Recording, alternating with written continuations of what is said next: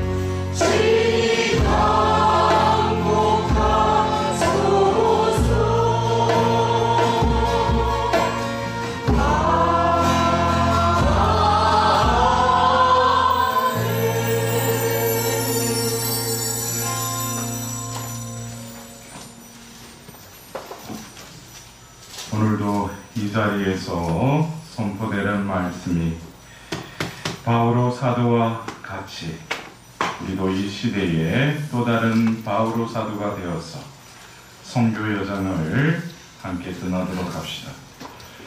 오늘 우리가 함께 할 말씀은 사도행전 13장 4절에서 52절의 말씀입니다. 오늘 말씀이 좀 길어서 말씀 봉독하는 것은 생략하도록 하겠습니다.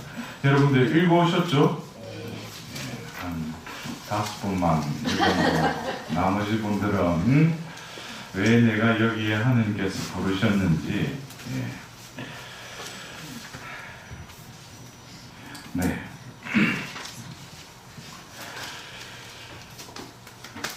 이제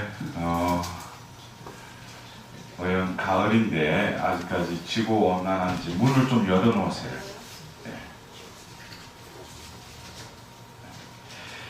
지금 낮에는 계속 좀 더운 것 같죠, 그죠? 네. 이런 걸 보면서 우리가 이 지구가 얼마만큼 지금 몸살을 앓고 있는지 분명한 계절의 구분이 있었는데 이거는 여름도 가을도 이제 서서히 이렇게 구분이 없어지는 것 같아요. 그래요. 우리 바오로 사도와 함께 이 사도여정 하는 둘째 시간입니다.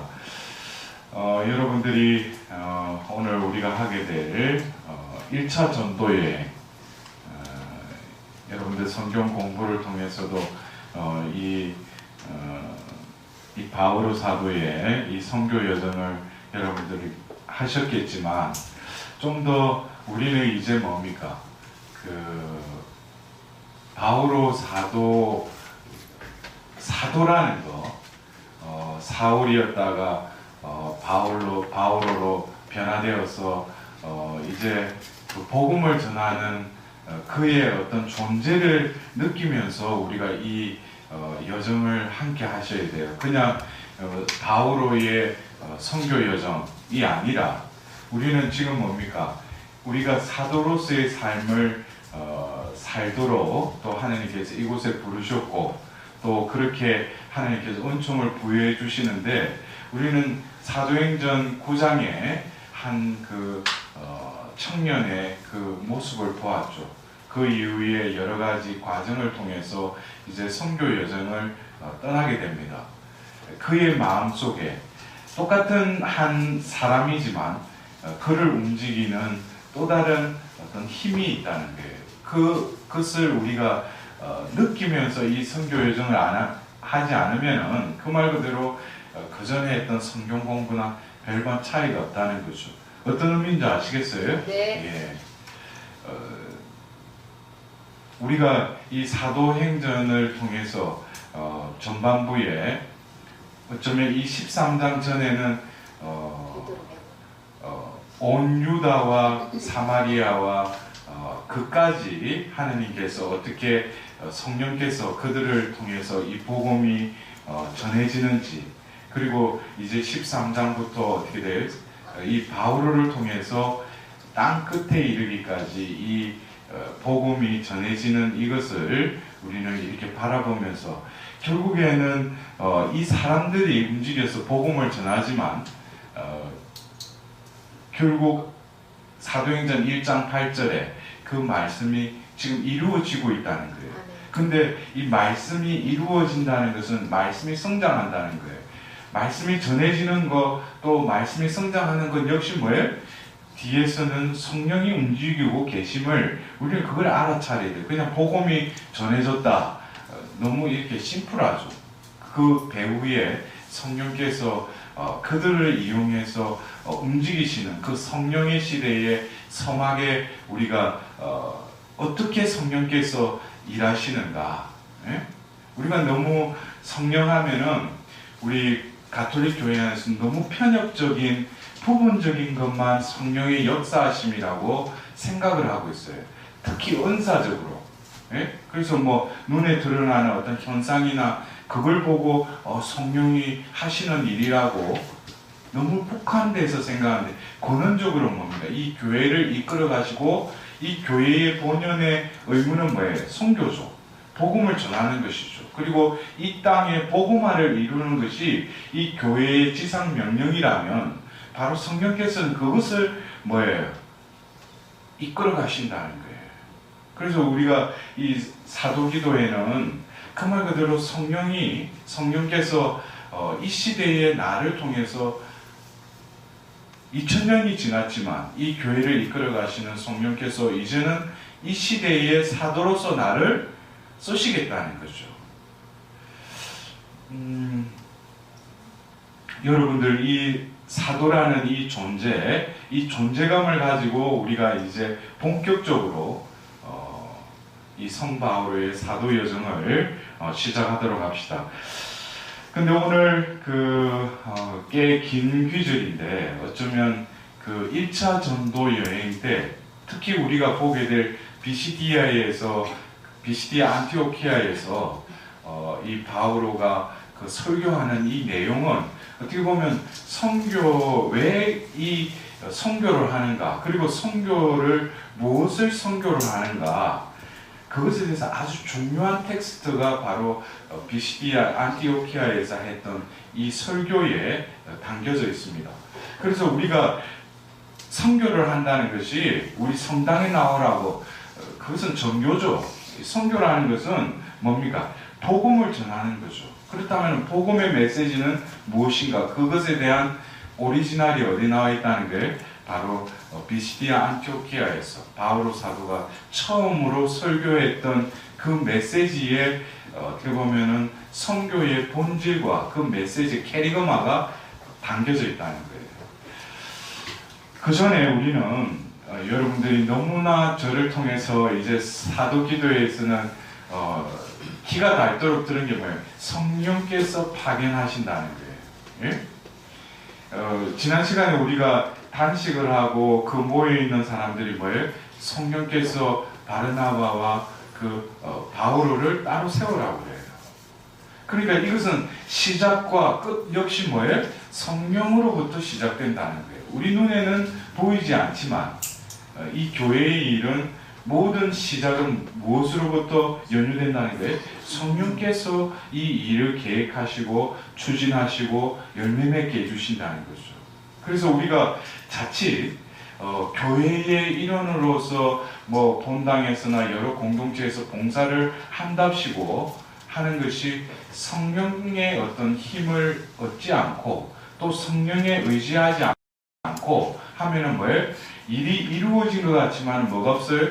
열매가 없다는 거죠. 그것은 분명해요.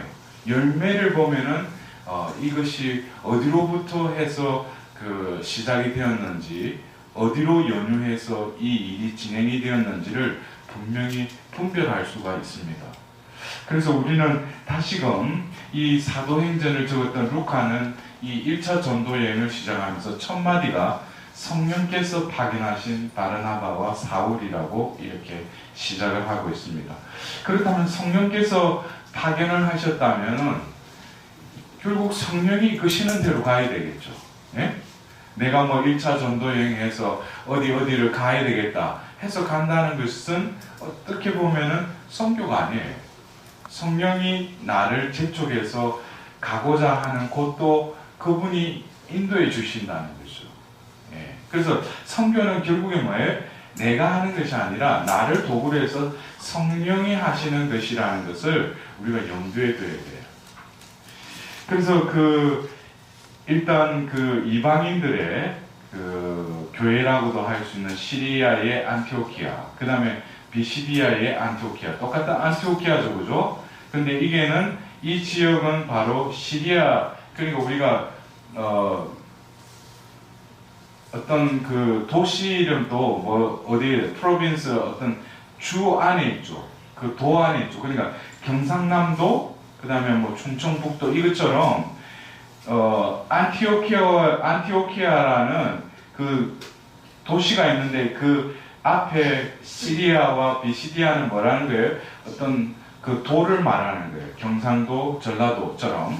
그래서 우리가 그냥 안티오키아 하니까 뭐 여기도 안티오키아가 나오고 여기도 안티오키아 나오니까 어디 근데 이 지역은 뭐예요? 비시디아 안티오키아라는 거예요. 여기는 뭐예요? 시리아의 안티오키아. 그래서 안티오키아 교회에서 키프로스 성으로 먼저 가서 살라미스, 바포, 그 다음에 베르게, 그 다음에 비시디아 안티오키아, 이고니온, 그 다음에 리스트라, 데르베, 다시 뭐예요? 거슬러 올라와서 이렇게 아탈리아로 해서 세르기아로 해서 다시 시리아의 안티오키아로 돌아오는 것이 1차 전도 여행이라는 겁니다.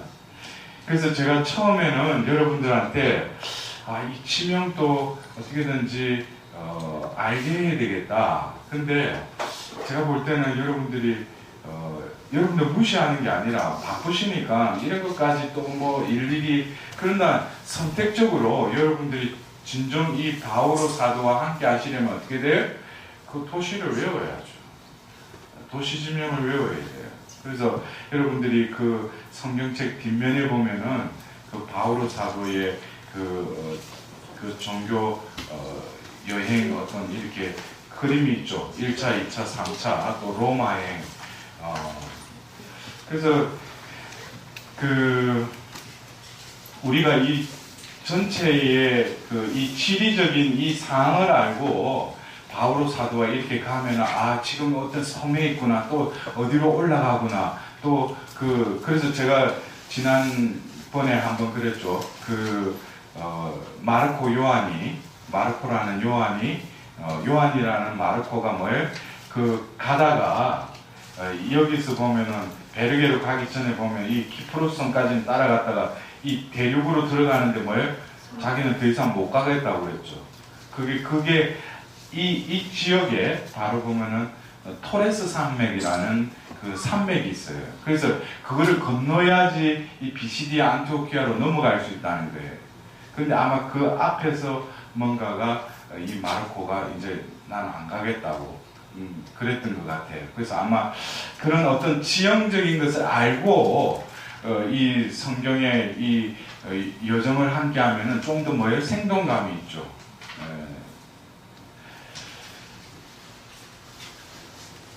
제가 칠판이 있으면 조금 더 쉽게 지도를 그리면서 이렇게 하겠지만 지금 이런 상황에서 여러분들이 뒷면에 있는 사도 바오로의 전도 지도를 이렇게 참조하면서 한번 이렇게 보도록 하십시오. 성령께서 이제 키프로스 섬으로 이제 그들을 이렇게 건너가게 하십니다. 그리고 살라미스에 이르러서 유다인들의 여러 회당에서 하느님 말씀을 선포하였다. 그들은 요한을 조수로 데리고 갔다. 이 요한이 누구죠? 마르코죠, 마르코.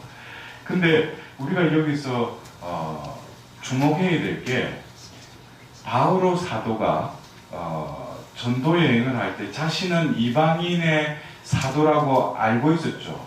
그러나 바울 사도는 누구보다도 사랑했던 것이 동족이었어요. 유태인 동족을 먼저 복음을 접하게끔 했다는 거죠. 먼저 이렇게 이방인들에게만 복음을 전한 게 아니고 바울 사도가 이곳저곳을 다니면서 복음을 전했던 장소는 회당이었어요. 회당은 바로 뭡니까? 안식일날 유태인들이 모여서 또 율법서를 읽고 하느님을 예배했던 장소죠. 예? 그래서 바울 사도는 어느 지역에 가더라도 회당에서 먼저 유태인들에게 복음을 전해야 됐다는 거죠. 그래서 하나님의 방법은 어떤 세력을 이렇게 새로운 그룹을 만들 때 완전히 전 그룹을 완전히 팽개치고 새로운 그룹을 만드는 게 아니에요. 자연스럽게 그 그룹이 형성되게끔. 그러니까 우리가 광야에서 40년의 어떤 세월이 결국에는 뭡니까? 하느님 눈밖에 났죠. 1세대들은. 그러나 자연사하게끔 40년을 뺑뺑이로 돌리셨다는 거예요. 그때 수명으로 따지면은 그들이 이제 광야에 이르렀고 이미 성인이 되어서 결혼을 해서 자식을 낳을 나이 때였다면은 40년이 지나면 어떻게 다 자연사를 하고 광야에서 태어난 아이들이 이제 어른이 되어서 요소와 함께 이제 가나안 땅으로 들어가죠. 그러니까 우리가 볼 때는 그냥 왜 40년인가? 하느님은 다 속셈이 있다는 거예요. 왜냐하면 이들을 데리고는 가나안 땅에 들어갈 수 없다는 거예요. 여러분들 임해동에서 하는 성경 여정에서 제가 말씀드렸지만은 하느님의 씨가 그 땅에 안 심기겠다는데 그거는 어쩔 수가 없어요. 하느님이 그들을 하느님 백성의 씨로 선택은 했지만 그들이 심겨지지가 않겠다는 거예요. 그러면 하느님은 더 이상 그들하고 타협하지 않죠. 그들은 그대로 선택은 받았지만 부르심은 받았지만 선택되지는 못했는 거죠. 뽑히지는 못했다는 거예요. 그래서 이 회당에서 이 하나님 말씀을 전하면서 여러분들 아시겠지만 키프로스 이 살라미스에서 어떤 일이 있었어요? 어떤 총독을 모시고 있는 바르 예수라는 사람 마술가. 근데 성령에 가득 차서 바오로가 그를 유심히 봤다고 했어요. 그러면서 그에게 저주 아닌 저주를 베풀죠. 그러자 그들이 눈을 잃었다는 한 대목을 보면서 결국 하나님은 그 눈을 뜨게도 하시지만 뭐예요? 눈을 가리게도 하신다는 거예요. 네? 그래서 우리가 살면서 뭐에 시 가지고 눈에 보면 눈꺼풀이 보면은 그래서 뭔가 안 보인다는 게 영적으로도 뭐예요? 어떤 죄를 짓고 계속 자신이 죄 중에 머물러 있으면은 그 눈이 가려져 버린다는 거예요. 그래서 이제 키프로스 섬을 이제 지나서 파포스에서 배를 타고 팜필리아의 페르게로 가고 요한은 그들과 헤어져 예루살렘으로 돌아갔다. 그러니까 이 사이에 아마 페르게로 가서 이제 비시디아 안티오키아로 건너가야 되는데 그들 앞에 이제 토레스 산맥이 이렇게 걸쳐져 있을 텐데. 그러니까 지금 또 그 미국의 차 중에 보면 토레스라는 차가 있어요. 근데 산맥을 넘는데도 지금 또 차로 가도 그렇게 험준하대요. 예? 근데 바오로 사도는 뭐예요? 1차 전도 여행 때부터 그 산을 성령께서는 넘게 하셨다는 거예요. 어떻게 보면 우리가 고생하는 걸 이것도 뭐예요? 하나님이 단련시키시는 거예요. 예? 꼭 가서 복음을 전하는 것이 본연의 사명이기도 하지만 진정 우리가 인생에 있어서 그래요. 양적으로 일적으로 살면은 내가 이거를 해야지 그러는데 하나님은 그걸 원하지 않으셔요. 어떤 일을 원하지 않으신다는 거예요. 그거보다도 하나님이 더 원하시는 건 뭐냐면은 당신의 사람, 당신의 종, 당신의 도구가 되기를 먼저 원하신다는 거예요. 그래서 어떤 이 바오로 사도가 가면서 별의별 순환과 죽을 고비와 이런 걸 당하잖아요.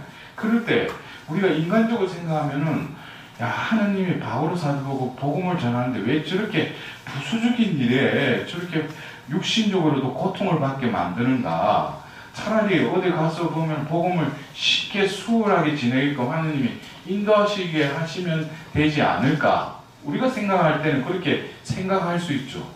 그러나 뭐예요? 하나님은 복음을 전하는 그 자가 사도가 되기를 원하는 거지, 그 메시지만 그냥 사도가 되지 않고 그냥 퍼붓는 거는 뭐예요? 소리일 뿐이죠. 그냥 빈 메아리일 뿐이죠. 그러나 그 사도 바오로가 이제 몇 장에 나오는지 모르지만 사도행전에도 그러잖아요. 바오로 사도의 그늘에 그 침상이 지나가면 어떻게 그 나음을 봤다고 했잖아요. 그게 뭡니까? 그 존재를 하나님은 단련시키신다는 거예요.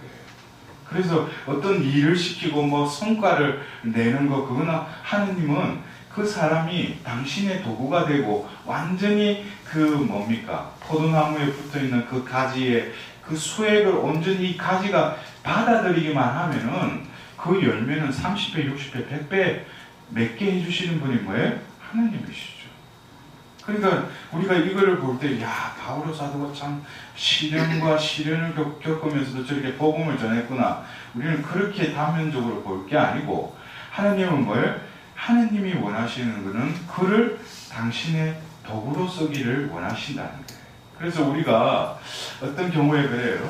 자신이 계속 하나님의 계획만 생각하고 그거를 이루려고 하는데, 왜 나에게 이 일은 진행이 안 되고 왜 자꾸 나에게 이렇게 시련이 닥치는가?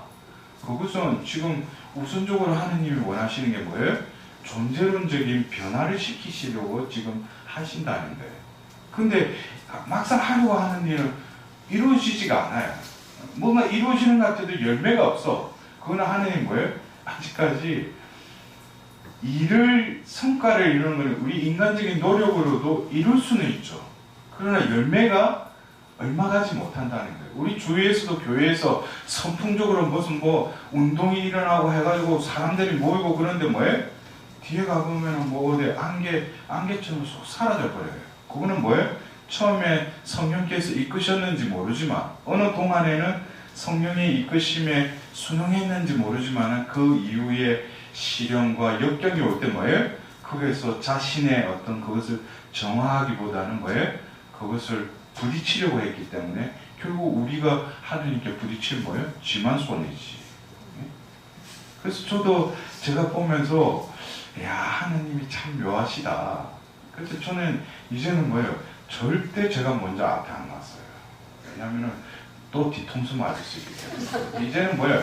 이제 기다리고 있는 거예요. 또 어떤 내 마음에 어떤 오더라도 뭐예요? 지금 또 보면 이곳저곳에서 뭐 신부님 우리 본당에 와서 뭘 좀 맡아서 좀 해달래. 그래서 저는 옛날 같았으면 오케이 하고 그러는데 지금 뭐예요?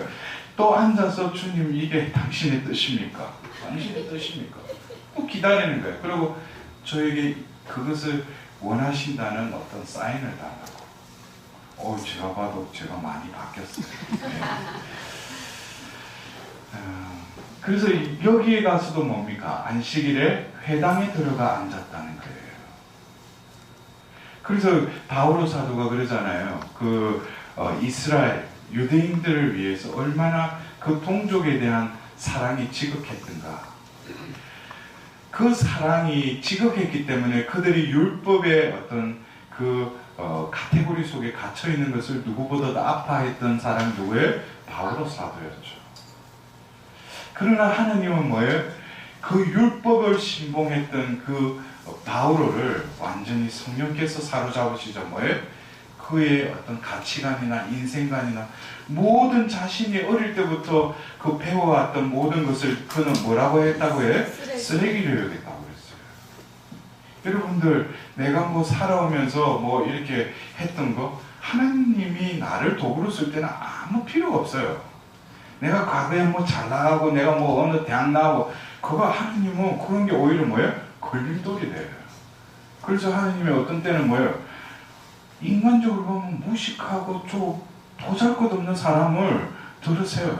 제가 언젠가 한번 이야기했죠. 멕시코의 어떤 할머니가 80이 다 됐는데 용성체만 하면은 예수님이 양동원을 세우래요. 그래서 이 할머니가 그랬대. 예수님, 내가 이제 나이가 들어서 지금 할 수도 없는데 그래서 내가 너를 택했다는 거예요.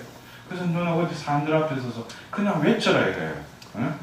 하나님의 말씀이라고. 여기에 양동원을 세우게 돼. 근데 자신은 그냥 말만 내뱉었는데 뭐예요? 그곳에 제일 가장 큰 양동원이 이렇게 생겼대요. 그것이 뭐예요? 하나님이 하시는 일이죠. 그래서 우리가 바오로 사도의 이 여정을 하면서 우리는 그래요. 그 말마디 사이에 그 인간이 겪을 수밖에 없었던 여러 가지 한계와 또 그 한계 속에서 바오로 사도는 뭐예요? 이제는 서서히 사도이면서 사도는 바로 뭡니까? 성령의 사람이라는 거예요. 그의 존재는 이제는 뭐예요? 없어져 버린 거예요. 성령이 그를 완전히 차지하셔서 성령이 그의 삶을 이끌어 가시는 거죠. 그래서 디모데오 후서에는 뭐예요? 자신은 하나님께 포도주로 바쳐진다고 했어요. 제사상에 올려지는 그 제주로 하나님께 바쳐졌다는 거예요. 그러니까 얼마만큼 우리가 그리스도 안에서 살아간다는 게 그 사람이 뭐예요? 그리스도의 성숙함에 이르는 거. 그 사람이 이렇게 약삭 바르고 자기 앞가림 자르고 이게 신앙인의 어떤 자세가 아니에요. 좀 뭔가 멍청하고 그러면서도 뭐예요? 그 사람을 보면 뭔가가 틀린 거예요. 세상에서 바라보는 어떤 가치 기준으로는 그 사람이 뭔가가 좀 어리숙한데도 뭐예요? 그에게는 지혜가 있어요. 그것이 뭐예요? 그리스도의 어떤 성숙에 이르는 어떤 그 사람의 모습의 면모가 드러난다는 거죠. 그래서 바오로 사도는 유대인들을 향해서 똑같은 방식으로 율법과 예언서 봉독을 끝내고 나서 이제 바오로 사도에게 말씀을 좀 해달라고 합니다.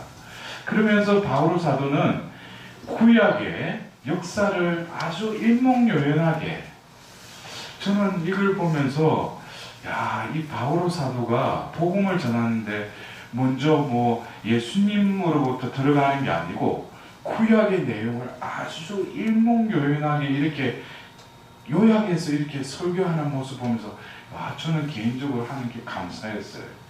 왜냐하면 저도 2006년도에 그때 어떤 그 체험이 없었다면은 아마 성경 몇 구절 가지고 그냥 매번 그 강의 가가지고 그냥 그 말씀 가지고 그냥 우르먹고 해가지고 더 이상 나올 것도 없는데 계속 그 몇 구절 가지고 그냥 했을 거예요. 그러나 어떻게 그 성경을 이렇게 바라볼 수 있는 눈을 열어주셔서 또 팔자에도 없는 성경 공부, 성경 여정이라고 해가지고 제가 지금 3차를 걸쳐서 지금 성경 여정을 하지 않습니까? 저는 어떤 부분에 있어서는 우리 신자분들이 신부님 저보고 뭐 그런 성경 여정 강의를 해달라고 하는데 시간이 있으면은 그걸 해야죠. 그러나 그걸 듣는 신자들이 도움을 받겠지만 저는 그게 이기적인지 모르지만 저는 강의를 하면은 가장 수혜자는 저 자신이에요. 왜냐면은 제 같은 경우에는 강의록이 없기 때문에 한 번 할 때는 제가 강의를 하고 나서도 잘 이게 내용이 요약이 안 돼요. 성령이 계속 저를 통해서 뭔가 이야기하시는 첫 번째는 잘 안 돼요. 두 번째 어느 정도 알아들어요. 근데 이번에 또 세 번째 할 수 있게끔 했기 때문에 제가 시간이 쫓기더라도 가서 강의를 하면 뭐예요? 제가 배운다는 거예요. 다른 강사들은 좀 이해가 안 될 거예요. 왜냐하면 자신이 준비해서 그 준비한 걸 가지고 강의를 하기 때문에. 근데 저는 그 말 그대로 이 성경 여정 3번에 걸쳐서 지금 강의 중이지만 저는 그걸 통해서 하는 게 너무나 감사해요. 왜냐하면 구약의 내용과 신약의 내용이 왔다 갔다 하면서 성경의 어떤 전체를 볼 수 있는 눈을 주셨기 때문에 저는 두렵지 않아요. 어디 가서 어떤 제목을 가지고 타이틀을 가지고 강의를 하더라도 말씀이 내 안에 있기 때문에 강의록 같은 거 필요 없어요. 제가 교만하다고 생각할 수 있지만 말씀은 뭡니까? 생명이죠. 살아있는 그 자체이기 때문에 더 이상 어떤 것에 얽매일 필요가 없다는 거예요. 그것처럼 바오로 사도는 뭐예요? 구약에 아주 일목요연하게 구약의 역사를 이렇게 설교를 통해서 말을 하는데 결국에 그 바오로 사도가 설교하는 대상이 누구죠? 유태인들이죠. 유태인들이니까 유태인들에게 예수님이 그리스도라는 것을 합법적으로 정당하게 전하기 위해서는 누가 필요하냐면은 그 중간 딸인 다윗이 절대적으로 필요하다는 거예요. 왜냐하면 그들에게는 다윗 하면은 이스라엘에게는 어떤 자긍심이죠. 예? 그래서 그 바오로 사도가 쭉 이스라엘 백성들이 이집트 땅에서 이제 그 판관 시대를 지나서 사울을 세웠는데 그를 물리치고 뭐에 그들에게 다윗을 임금으로 세우셨다. 이게 이제 전반부의 이 구약의 역사를 흘러가면서 결국 그 중간 지점에 누구를 딱 집어넣어요? 다윗을 집어넣어요. 그러나 그게 목적이 아니죠. 바오로 사도는 바로 뭐예요? 이제 이 다윗의 후손 가운데에서 하나님께서 약속하신 대로 예수님을 구원자로 이스라엘에 보내셨다. 그러면서 이제 본격적으로 뭐가 들어갑니까? 그가 전하고자 하는 복음의 핵심이 이제 등장하는 거예요. 그러니까 유태인들에게 지금 구약에 자기들은 선민의식을 가지고 하나님께서 이끌어 오셨는데 다윗에 이르러서 그 다윗의 후손 중에 누가 오셨다는 거예요? 예수님께 이제 연결이 되면서 이제 구원자로 이스라엘에 보내주셨다는 것을 말씀드리죠. 그러면서 이 구원의 말씀이 바로 우리에게 파견되셨습니다. 그랬어요. 여러분들 좀 그 말의 뉘앙스가 그렇죠. 예수님이 이 세상에 아버지로부터 파견되셨는데 그 구원의 말씀이 또한 뭐예요? 우리에게 파견되셨다는 거예요. 그래서 성령께서는 자신을 드러내지 않으셔요. 성령이 드러내시는 건 누구를 드러내셔요? 예수님을 드러내시죠. 그래서 우리가 성령 충만인 사람은 성령 그건 아직까지 뭐예요? 성령의 초보 단계라는 거예요. 성령 이게 아니에요. 성령을 충만하면 그 사람이 입에서 나오는 건 뭐예요? 예수님에 대해서 계속 이야기를 하게 돼요. 왜냐하면 성령은 예수님을 전하게 하시니까.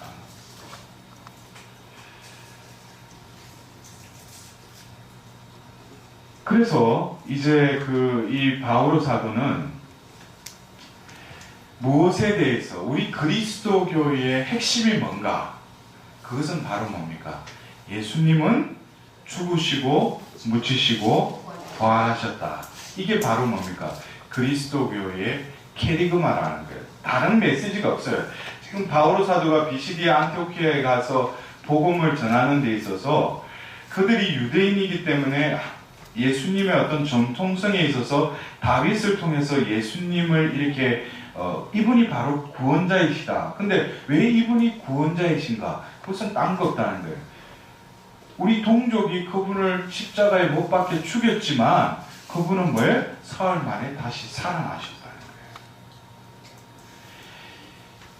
그리고 뭡니까? 그분은 부활하셔서 우리 가운데 나타나셨다는 거예요. 이 사람들이 이제 백성 앞에서 그분의 뭐가 됐다고요? 증인이 됐다고요. 여러분들 1장 8절 사도행전 1장 8절 이제 한번 이제 기가 닳도록 들었죠? 너희들은 이 땅 끝까지 뭐가 된다고 했어요? 증인이 될 것이다. 증인이 될 것이다. 그럼 증인은 무엇인가? 성령이 나에게 임하셔서 전하라고 하는 복음은 바로 뭐예요? 예수님이 이 세상에 오셨는데 그분이 또 해가지고 온 인류의 죄를 짊어지고 십자가를 지시고 십자가를 못 박혀 돌아가셨어. 근데 묻히셨어. 근데 뭐예요? 사흘날에 살아나셨다는 거예요. 그러나 그 시대, 동시대에는 예수님이 직접 40일 동안 그들에게 나타나셨어요. 그들이 바로 증인이라는 거예요. 그렇다면 우리는 지금 이 시대에 뭡니까? 예수님은 성천하시고 안 계셔요. 근데 우리는 죽으시고 묻히시고 부활하셔서 우리에게 나타나심을 목격한 사람이 바로 뭐예요? 증인이라는 거예요. 그래서 증인이라는 것이 성령이 나를 차지하시고 성령께서 내 안에서 내 존재를 어떻게 변화시키는가? 바로 예수님이 죽으시고 부활하신 그 목격자가 나라는 것은 결국 나의 삶 역시 뭡니까? 바로 예수님의 삶을 그대로 따라 살아가는 사람이 바로 증인이라는 거예요. 그렇다면 뭐예요? 나도 현실 속에서 나 자신의 그 옛자가 죽고 새 인간으로 거듭 태어난 것이 바로 뭐예요? 그것이 증인이죠. 이제 이해가 되셔요? 여러분들, 증인이라는 게 내가 무슨 성경 말씀을 뭐 통달해가지고 그거를 해서 그거를 뭐 인용을 하면서 하나님 전한답시고 하는 게 그게 증인이 아니에요. 예. 7058 차량번호 7058 다른 곳으로 이동 주차해 주십시오. 그래서 이제 분명히 우리가 알아야 돼요. 내가 사도다. 이것은 결국 뭡니까?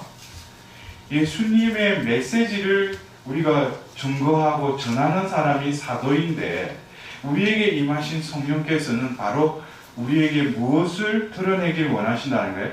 바로 2000년 전에 예수님이 구원을 위해서 죽으시고 묻히시고 부활하셨다면 성령께서도 우리에게 무엇을 원하신다는 거예요? 죽고 묻히고 부활의 삶을 살도록 우리를 이끌어 가신다는 거예요. 그것이 바로 뭡니까? 죽는 것이 뭘 죽는 거예요? 옛 인간이 죽는 거죠. 그 다음에 부활은 뭐예요? 새 인간으로 부활하는 거죠. 아주 심플하죠. 그러니까 내가 그 정인의 삶을 산다는 것은 결국 나는 뭐예요? 새 인간의 삶을 사는 거예요.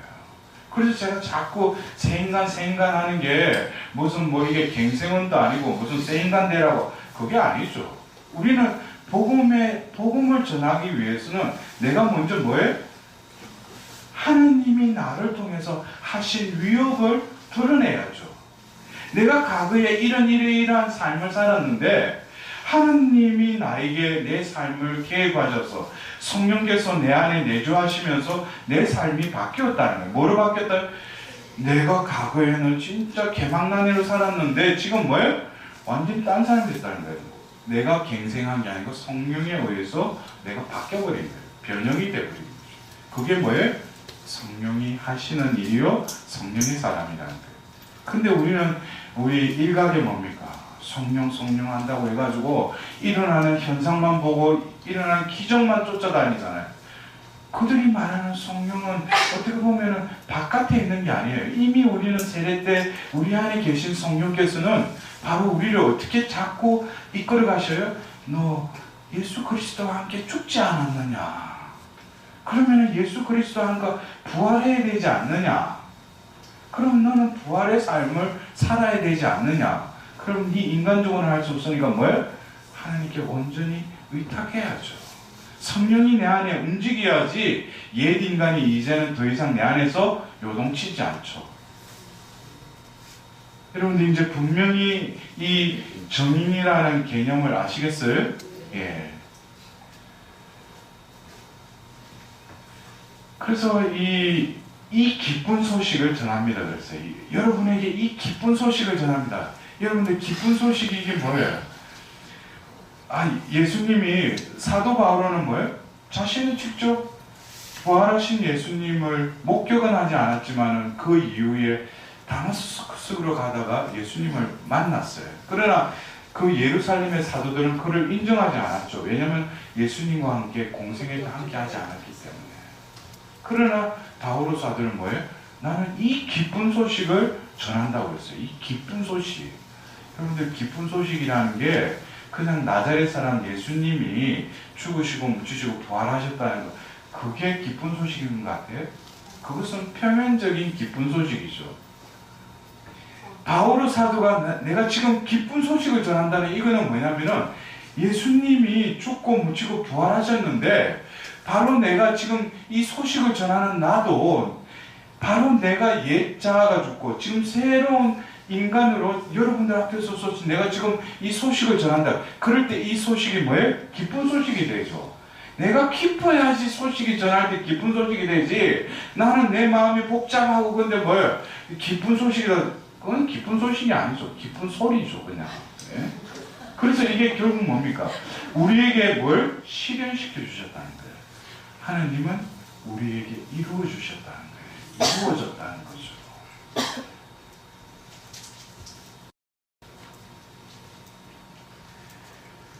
그래서 결국 뭡니까? 우리는 그분을 통해서 죄의 용서가 선포됩니다. 그러면서 이 바오로 사도가 그 유대인들에게 모세의 율법을 지키면은 하느님과 올바른 관계를 믿는다고 구약에 그렇게 알았지만 이제는 뭐예요? 이 예수님을 믿는 이들이 바로 뭐예요? 이제는 구원을 받는다는 그 기쁜 소식을 전하는 거죠. 그것은 결국 뭡니까? 기쁜 소식은 밖에 있는 것이 아니라 먼저 내 안에 그 기쁜 소식이 들어와서 그 기쁜 소식이 나의 존재를 완전히 차지할 때 비로소 내 입에 선포되는 것이 뭐예요? 기쁜 소식이죠.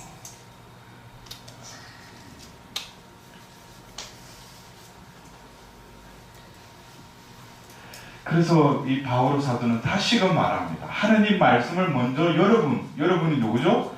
유대인들에게 먼저 전해야 된다는 거예요. 하나님은 유대인들을 버리신 게 아니에요. 지금 또 우리가 부활 성금요일 날 유대인들을 위해서 기도하죠. 예? 하나님은 그들을 선택하신 걸 그렇게 쉽게 버리지 않으시죠.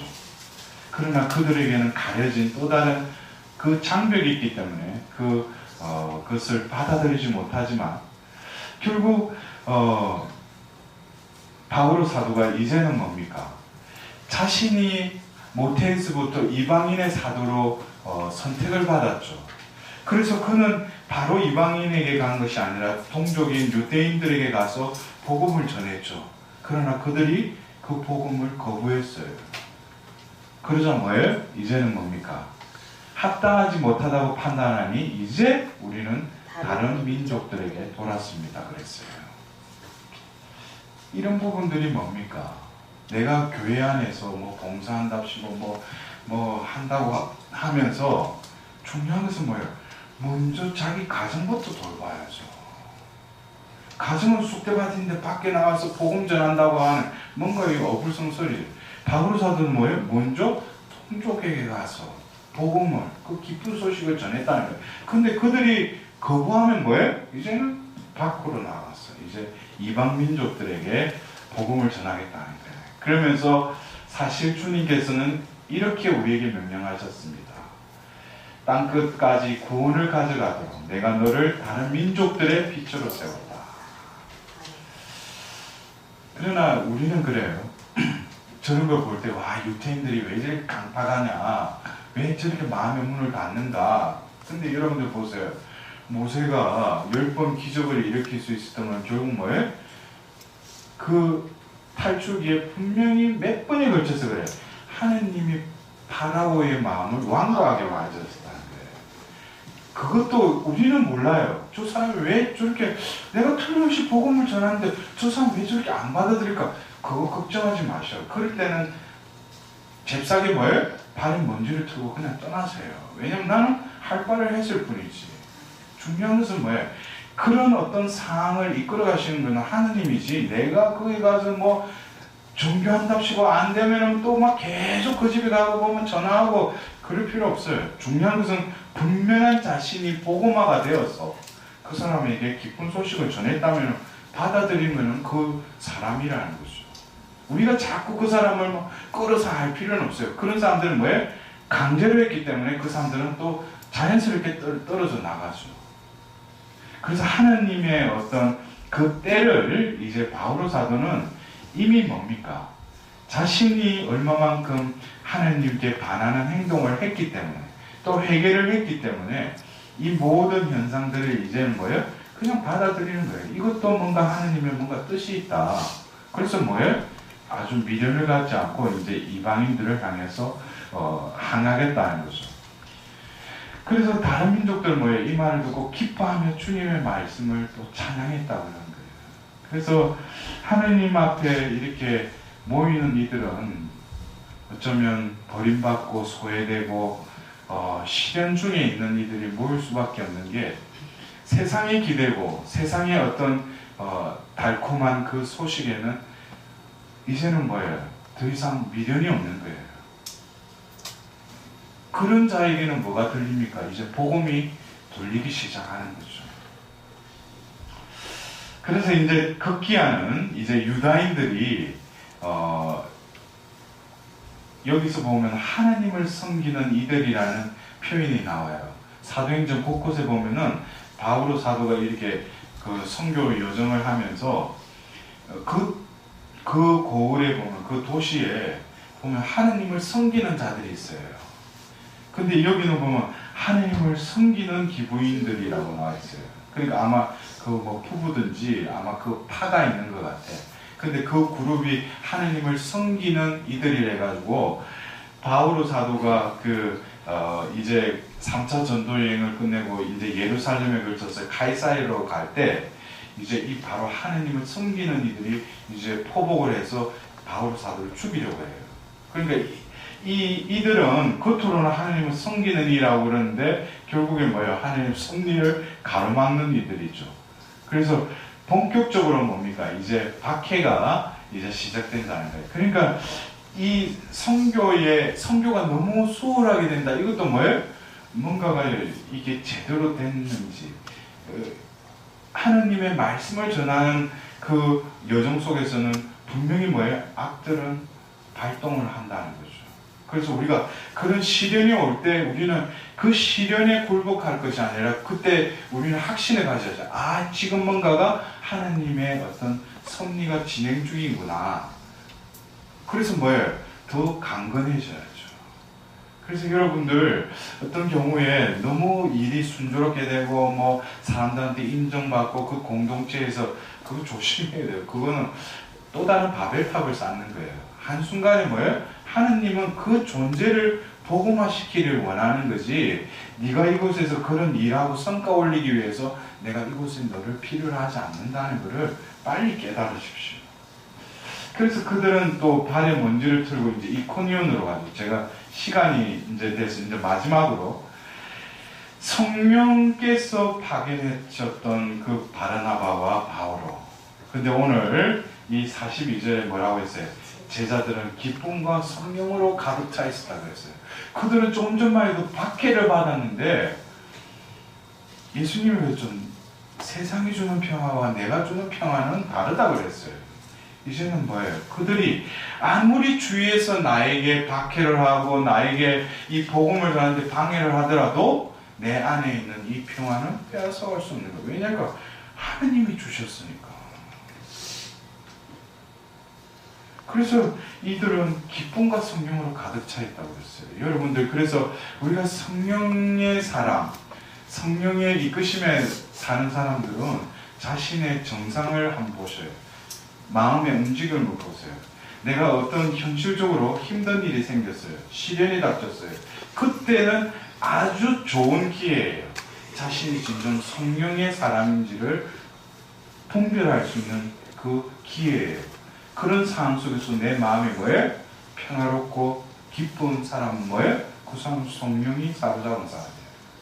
근데도 막 어디 가서 기쁘다가도 뭐예요? 내한테 뭔가 내 뜻대로 안 되고 일이 겹치지 뭐예요? 내가 혼란스럽고 마음이 뭔가 분산되면 뭐예요? 아직까지 뭐예요?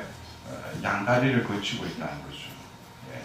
그거를 아주 잘 그 기회가 좋은 기회예요. 그래서 여러분들이 내가 진정 사도의 삶을 산다고 하면서도 얼마만큼 내가 약삭 빠른가, 세속에도 아주 길들여져 있고 또 하느님의 어떤 그게 성령에도 뭔가 알듯한데 진정 그 한 발을 떼어서 한쪽 발을 한쪽으로 붙여야지. 이제는 분명하게 내가 살아야지. 뜨겁든지 차갑든지 미지근한 거는 뱉어버린다고 그랬죠. 예? 그래서 여러분들, 오늘 우리가 이 1차 그 선교 여정에 있어서 성령께서 파견하셨던 이 바르나바와 이 사울이 이제 복음을 전하는 데 있어서 우리는 분명하게 알아야 될 게 뭡니까? 그들이 전한 것은 바로 예수 그리스도께서 죽으시고 묻히시고 부활하셨다는 거예요. 그것이 바로 정인이라는 거예요. 결국 나는 뭐예요? 바로 나에게 죽으시고 묻히시고 부활하신 그 예수님이 나를 옛 인간을 죽여버리시고 새 인간으로 부활케 해주셨다는 거예요. 그것이 바로 뭐예요? 복음이라는 거예요. 우리가 다른 것 전할 필요 없어요. 그래서 예수님 뭐예요? 너희들의 착한 행실을 보고 하느님 아버지를 찬양하게 하라. 그럼 내가 뭐 앞에 가서 뭐 성가를 예쁘게 부르고 뭐 옷을 입고 뭐 그거를 양팔 목주기들 하는 그게 하느님을 드러내는 게 아니죠. 우리가 아무리 뭔가 그 사람이 하느님과 떨어져 있는 사람이라도 내 안에 하느님이 가득 차 있는 사람은 말할 필요 없어요. 가서 그냥 머물러 있어도 이 사람이 영적으로 닫혀진 사람이라도 어떤 느낌을 받아요. 그리고 회개를 해요. 여러분들, 복음 전한다는 게 내가 성과나 일이 복음 전하는 게 아니에요. 내 존재가 변화되는 것이 복음을 전한다는 거예요. 우리 이번 주 사도살이 봅시다. 그래서 나의 삶의 시간 속에 성령의 파견하심을 의식하며 살아가고 있습니까? 특별히 교회 안에 봉사하는 이들 보면은 내가 오늘 어디를 가요? 그럴 때 이곳에 가는 것은 바로 뭐예요? 성령께서 나를 파견하시는 거예요. 어제도 우리가 매일 미사책에 글이 나오고 있죠? 예수님이 그 사도들을, 제자들을 파견하기 전에 뭐예요? 마귀를 쫓아낼 수 있는 권능과 또 병자를 고칠 수 있는 그 힘과 권능을 주셨다고 그랬어요. 그리고 어딜 가면은 너희들 뭐 지니지 마라 그러면 우리는 뭐예요? 뒤에 말에 아주 민감해서 왜 어딜 여행 가려면 모두 준비해야 되고 준비해야 되는데 왜 예수님은 뭐 이거 다 하지 말고 그럼 우리가 어떻게 가서 복음을 전하냐고. 이미 뭐예요? 줬잖아. 뭘 줬어요? 하나님의 힘과 권능을 주셨는데 우리가 뭘 필요로 하겠어요? 예? 근데 뭐예요? 주신 것을 뭔지도 모르고 우리가 하려고 하니까 뭐예요? 눈앞에 보이는 거는 내가 이걸 가려면 뭐 먹을 거 뭐 며칠분 필요하고 뭐가 필요하지. 그리고 가서 뭐 복음 전해도 뭐예요? 성과가 없지. 왜냐면 그 능력에 힘입어서 그 복음을 전해야지 지식대로 전하는 게 복음을 전하는 게 아니죠.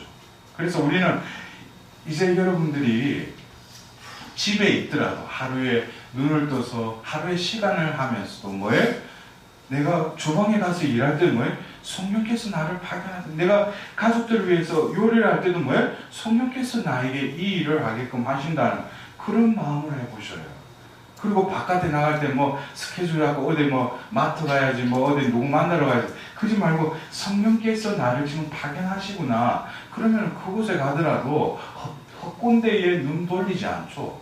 성령께서 나를 파견하시네. 그러면 뭐예요? 성령이 나를 파견하시면 가서 뭘 해야 돼요? 복음을 전해야죠. 그래서 여러분들이 이제는 시작을 성령이 파견하심에 그러한 그 나의 어떤 생각과 마음이 그게 훈련이 돼야 돼요. 그래서 내가 내 발로 어딜 가는 게 아니라 성령께서 나를 파견하시는 그런데 중요한 것은 뭡니까? 내가 어디를 가든지 성령이 파견하시는 거 아니에요. 네? 여러분들 그거 잘 분별 잘해요. 중요한 것은 앉아서 단식은 안 하더라도 주님 오늘 제가 어디를 가기를 원하십니까? 들릴 수도 있고 안 들릴 수도 있어요. 그러나 내가 그 마음의 일치함 속에서 발을 옮길 때 성령이 파견하시는 거지.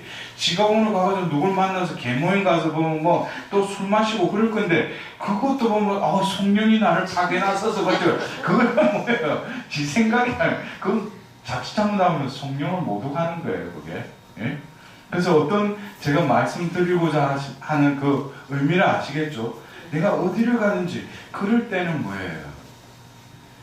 내가 지금 어떤 현실적으로 어떤 문제가 있고 골치 아픈 일이 있어요. 근데 성령께 의탁하고 성령의 파견하심에 내 자신을 맡기면은 오늘 내가 누구를 만나게 돼요. 내가 예상하지 못한 사람 만나.